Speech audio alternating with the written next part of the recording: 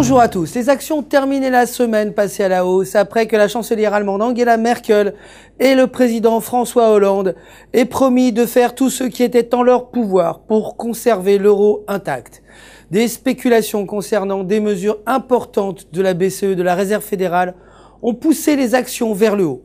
Le Dow Jones a gagné 1,46%, le Nasdaq 2,24% et le SP 500 a gagné 1,91%. De son côté, l'euro s'est renforcé face au dollar suite aux dites promesses des dirigeants de sauver l'euro à tout prix. Les obligations espagnoles se sont renforcées et les taux de rendement ont reculé sur l'hypothèse que la BCE mettra en place de nouvelles mesures de stimulation pour réduire la contagion de la crise de la dette. La paire euro-US dollar reste haussière tant qu'elle s'échange au-dessus du niveau de support à 1,2270. Aujourd'hui, le PIB espagnol devrait atteindre moins 0,40% contre moins 0,30% auparavant. Une vente d'obligations italiennes à 10 ans aura lieu également dans la journée. La livre sterling s'est renforcée face au dollar après que l'optimisme général ait augmenté l'appétit pour le risque des investisseurs.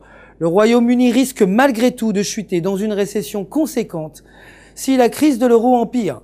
Aujourd'hui, les prêts nets aux individus devraient atteindre 0,8 milliards contre 1,3 milliard précédemment et l'indice des ventes réalisées devrait atteindre 17 contre 42 auparavant. Le dollar canadien s'est renforcé face au dollar américain sur ses notes d'optimisme et suite à la légère augmentation du pétrole brut.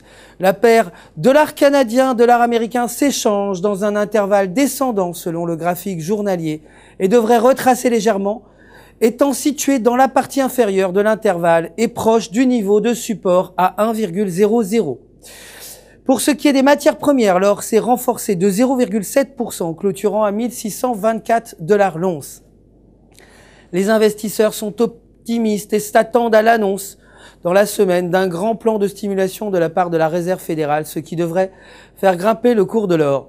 Le pétrole brut s'est légèrement renforcé, clôturant à 90,15 $ le baril.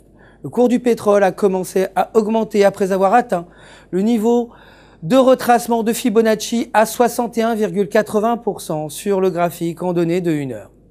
La tendance du pétrole reste haussière tant qu'il s'échange au-dessus de 89 $. C'est la fin du flash. Je vous retrouve demain pour un nouveau point sur les marchés.